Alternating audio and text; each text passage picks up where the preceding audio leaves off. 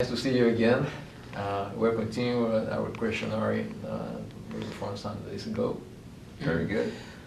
You stayed in Santiago about 1 year ago, more or less, Yes. in our clinic, performing surgery with new devices of MIGS. Right. What do you think about it?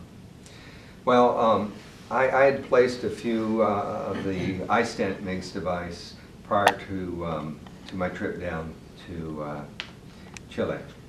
And I was asked to come down to work with not only with iStents in your clinic, but also with the Hydrus implant. And it was quite an experience. I believe we were able to operate on 10 or 12 patients that day. And we were able to place both devices. And I have to say that I was impressed not only with the iStent, but the ease of implantation of the Hydrus device. I really believe that MIGS surgery is here to stay. In my patients currently in my clinic here in the United States, when we place a MIGS device, the patient has a 70% chance of not being on drops anymore. Now, I don't place them in people with extremely bad glaucoma who are on 3 drops per eye, let's say, and still have trouble controlling the pressure. But in the patient that has moderately well-controlled pressure on 1 or 2 drops, they do fantastic with a MIGS device. Do you think it's for the cataract surgeon or for the glaucoma surgeon? Well, certainly the glaucoma surgeon can do this, but there's no reason why the cataract surgeon can't do it. There is a bit of a learning curve.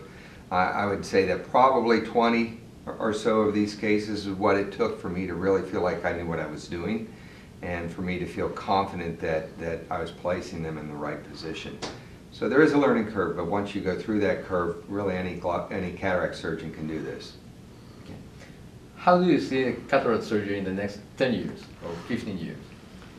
Well, I think the big changes that we're going to see revolve mostly around the implants that we use. And if we back up a little bit, the implants that we're going to be able to use in 10 years are going to be much more advanced because we can do our surgery much more precisely. We saw cataract surgery improve over the years just from moving from can opener capsulotomies to capsulorhexis, where we have a perfectly continuous anterior capsular rim.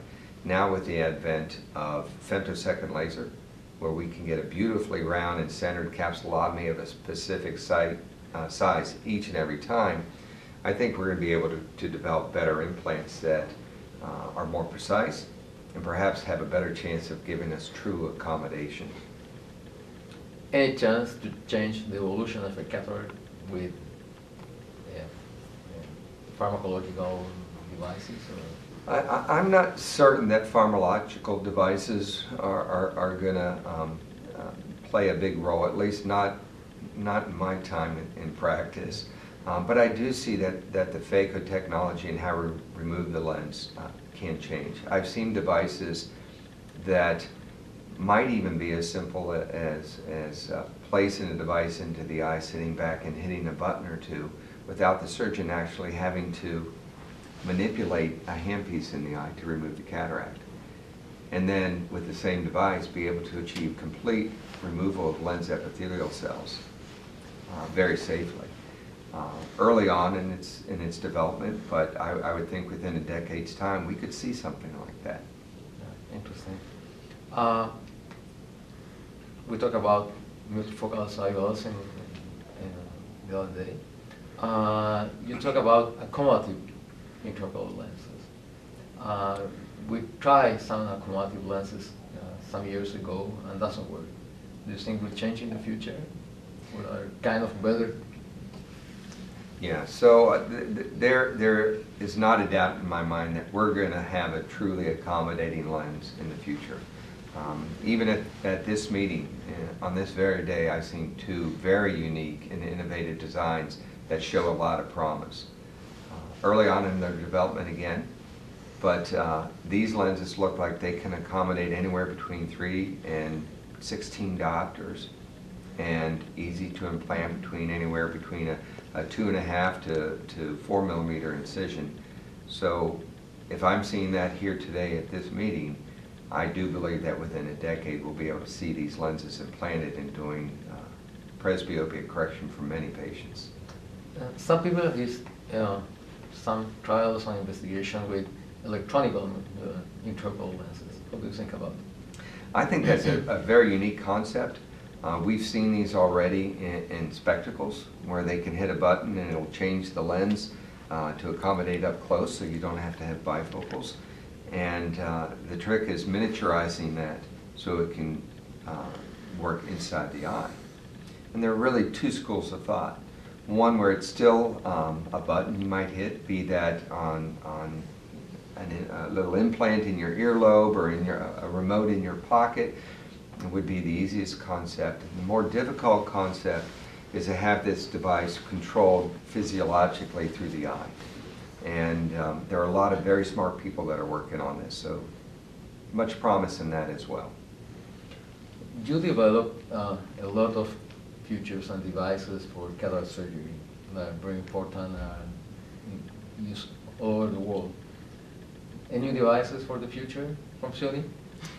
Well, nothing hot off the press.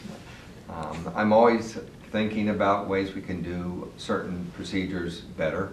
Most of the tools and devices that I've been working with more recently are instruments, not implantable devices. It seems to me that when a truly revolutionary device comes about, it doesn't come about from sitting and thinking about it. It's a sudden realization that strikes you like a bolt of lightning, and I'm waiting for that next bolt of lightning to hit. Good, good. Well, thank you very much, Bob, again, for your responses, your answers, and to stay with us for a few minutes. Thank you very much. Yeah, it's been my pleasure. Thank you, Miguel.